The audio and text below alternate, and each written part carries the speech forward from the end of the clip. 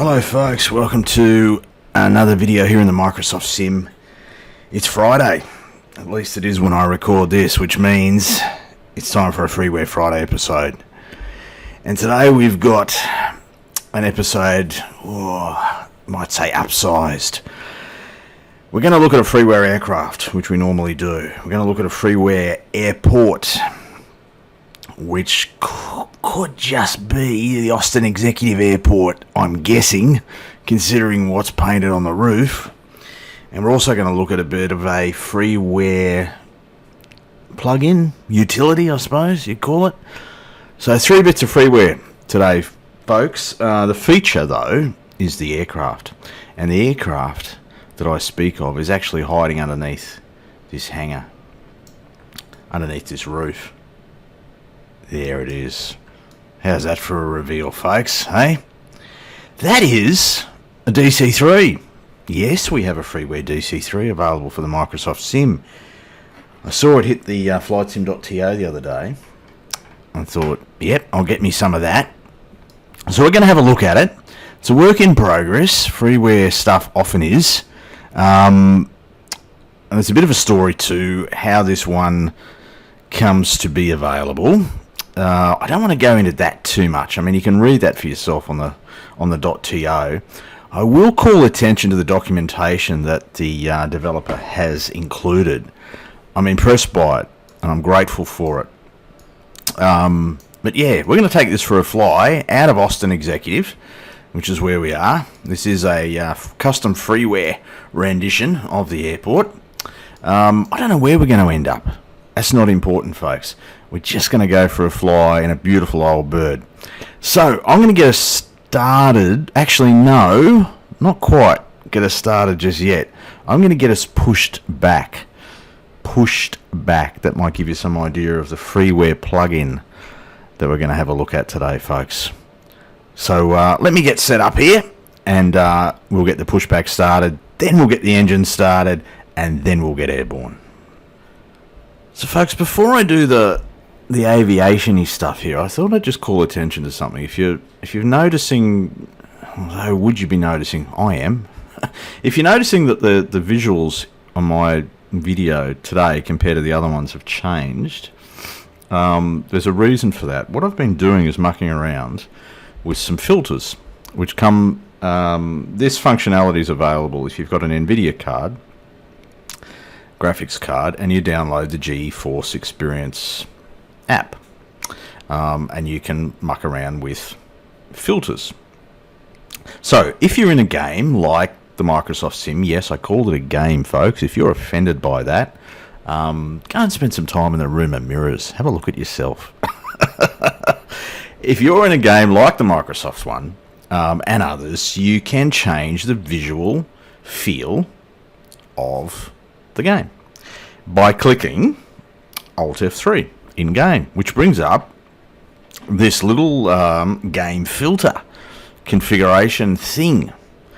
Now you've got 3 presets that you can plug in and you can muck around. You've got a whole lot of filters that you can play with. Now this is what the default sim looks like right now. Okay, straight out of the box, this is what it looks like on my screen. I've got the filter switched off. But if I change it to style number 2, I've got a preset. You see how that changed? It's a bit brighter. It's a little bit, the contrast has been improved a little bit. I've changed the color. You see I've got 2 filters applied, some brightness and contrast stuff, and a color filter. I've actually made the picture, in terms of color, I've made it warmer. Now, some people will argue that the Microsoft Sim is actually too warm by default. This is the default for me. This is what it is after I've made the change. I actually prefer it a bit warmer than what it is. I've also got a cool variant, which is style number 1, which looks like this. That's a cool color compared to the warm, compared to the default. So default to cool looks like that. See, default to cool, and then to what I'm currently running with for today's video. Warmer, it's a little bit, the exposure is a little bit greater. Again, you can argue, is it representative of real life? I don't know. what I am seeing here is it looks better to me. And isn't that kind of the point of having a sim?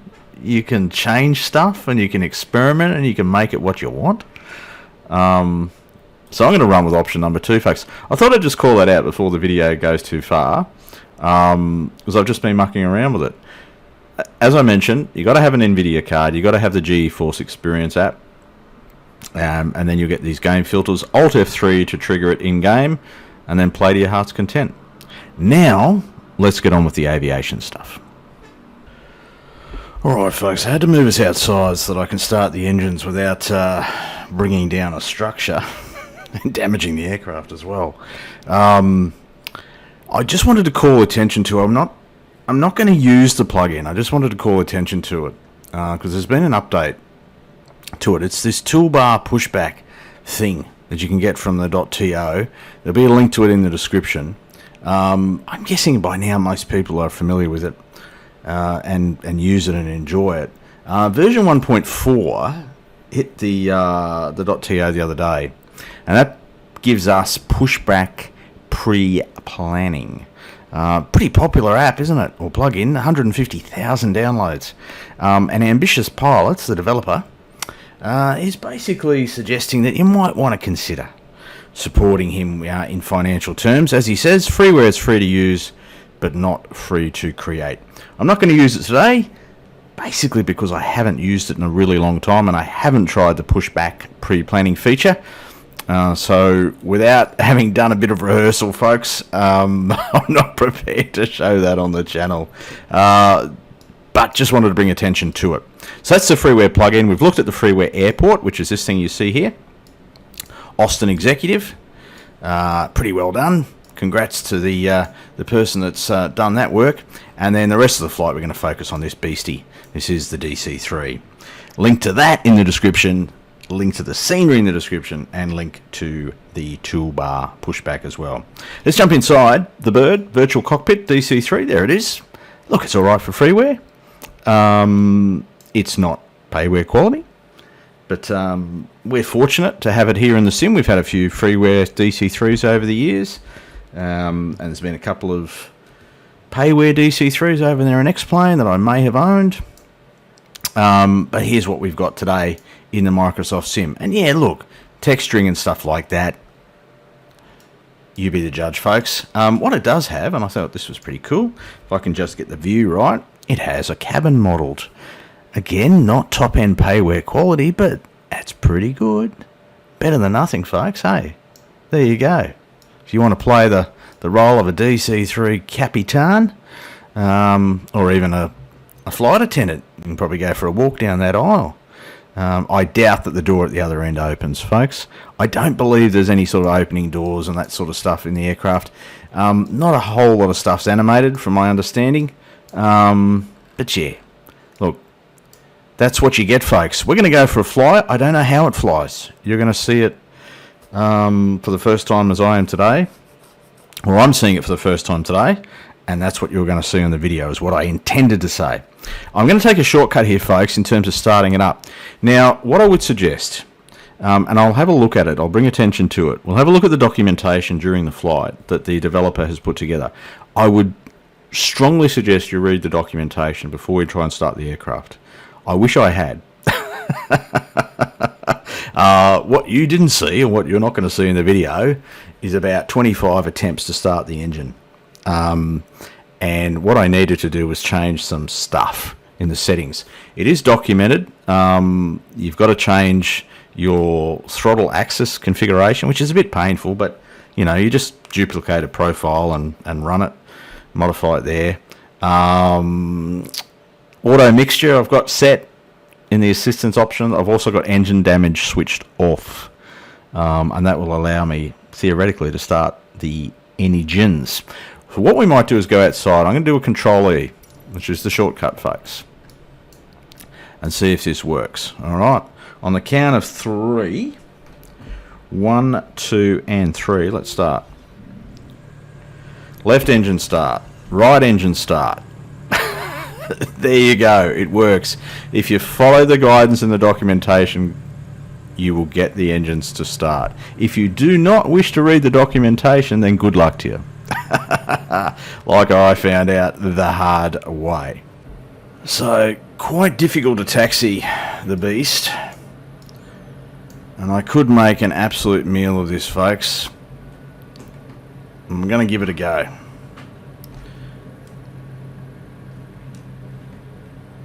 Probably runway 13 will be our departure runway. Yeah, I'm going to take this gently, as I think you would in real life. If you've been fortunate enough to pilot one of these things, love to hear from you in the comments. I have met a few DC-3 pilots in my time. And some great discussions. And yes, they've made me suitably jealous. There's still a few that operate around the traps here in Australia. Well, there used to be. I can't say I've seen any for a while. Here we go, around to the left hand side. You just got to take it bloody easy, don't you? It's quite a challenge just taxiing the bloody thing. Limited visibility over the nose, which doesn't help. Alright, I'm going to take a stage of flap. Now I'm going to ask for forgiveness in advance with this takeoff, folks. Anything could happen. If I can keep it on the strip, I'll be pretty bloody proud of myself. I'll shout myself an extra bevy tonight. If I can keep it on the strip, and if I can land it on a strip as well, I'll shout myself a bevy for that. So I might get 2 bonus bevies. But I might be getting ahead of myself. Haven't even taken off yet. Here we go. Come on. Around the corner. Oh, it's going to be a long video. Just the taxi portion will take up half the bloody time. Alright, this is runway 13 that we're coming around to, isn't it? Alright, so that the visuals here, they look a bit overexposed now. I was liking it earlier, but I may have gone too far with the exposure. Wouldn't be the first time in my life, folks, you know what I'm saying? Anyway, runway 13. Here we go, let myself get a view set up. Runway 13. Right, now, we'll set the brakes there. Line ourselves up. Now, we've got a tail wheel lock thing. Yeah, right, we'll lock the tail wheel. Lord knows what the trim should be. I've got noisy throttles, obviously. Flaps, do we have flaps 1? I think it's flaps 1. There's normally a flap indicator over here. Hang on, airspeeds. Rotate, 65. Yep, okay. We can do that. I don't like that view. I can't see anything. I might change the view to be something like that. Let's reset my view, folks. Not going to worry. Oh, yeah, look, we'll do the lights. Why not? Nav lights and beacon should have been on from the start, fella. Put our cabin lights on, our panel light and our cockpit light. There we go. Why not?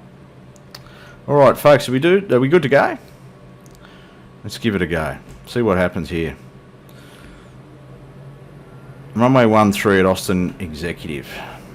Introducing some juice. We're starting to move, I think. Introducing more juice. More coming in. That rudder should become effective in a little bit. It's not at the moment. Righto. A little bit more rudder maybe. Full juice now. We're building speed very slowly. Righto, now we've got rudder effectiveness. Too much rudder effectiveness by the looks of it. There we go. We're on the strip. We're okay-ish. Oh, we're fighting. We're dancing. We're dancing. 60. I'm going to start to rotate about there. How's that? Oh, we're all right. We kept it on the strip, folks. That's 1 bevy for myself tonight. Gear can come up. There we go. Away we go. Well, we were dancing there for a while, but we got off okay. Yeah, look, that picture's overexposed. So, the easy way to deal with that through the magic of television, folks, I'm going to go, oh, that's not much better. Oh, actually, I prefer it back, back the way it was. We just got a bit of haze. Maybe it's not so much overexposed, just that we've got haze. Get rid of those flaps as well as we climb out here at around about 100 mile an hour. Climbing out about 700 feet a minute by the looks of it.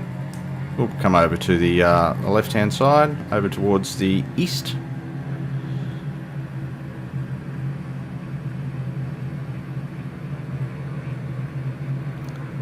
There we go. We'll take a view out to the left-hand side for you.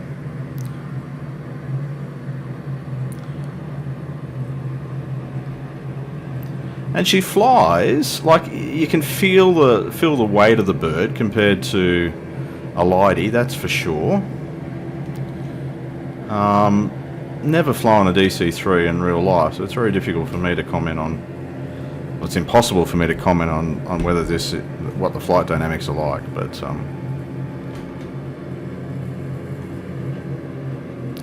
come back on those props and stuff too, eh? Just take it a bit easy. 120 miles an hour now, sort of in level flight. There we go. And a very hazy day here. We'll go overhead the airport. What I will do is attempt to use the autopilot as well. So, autopilot down here, heading hold. And we'll also do altitude hold. Now, how's that going to work for us? Is it going to maintain altitude and current heading? Is that how it works? Go outside for a minute. Get rid of that. There we go. There's the bird in all of its glories. Yeah, you've got a layer of haze there. This part of the world today. Right overhead the strip, as planned. Locals will know what this road is. It's a highway of some description, I'm guessing. Texans.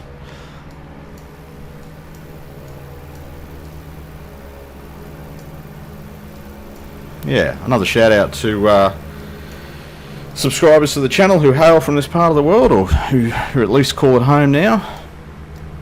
Thanks for your support, always good to hear from you.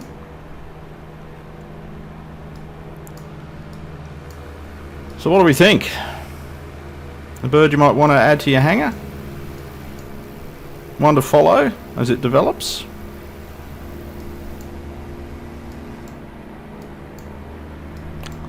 Leave that answer to you guys. What I might do is come back around, jump back inside, and land runway 13.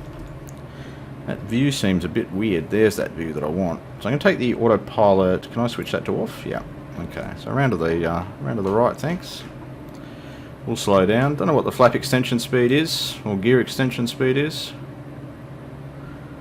Where's our view out to the right? There it is.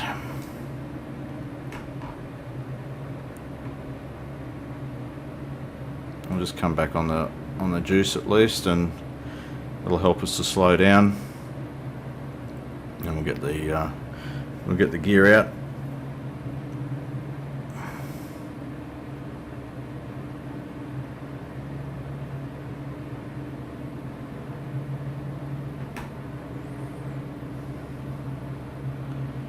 There's our strip.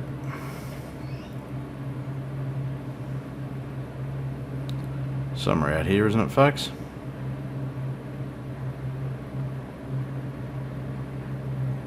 It's difficult to see. Real hard to see.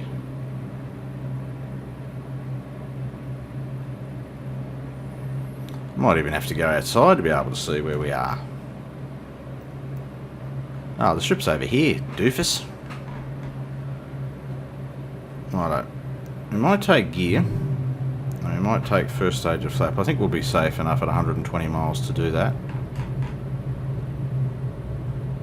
Get that speed coming off.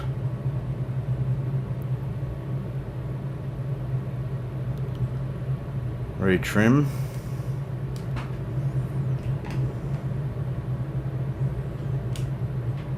Alright, I'm going to try and fly this like a fighter. Which probably won't work too well. I hope it's a long strip. we're definitely coming in a little bit hot here. Hot and high.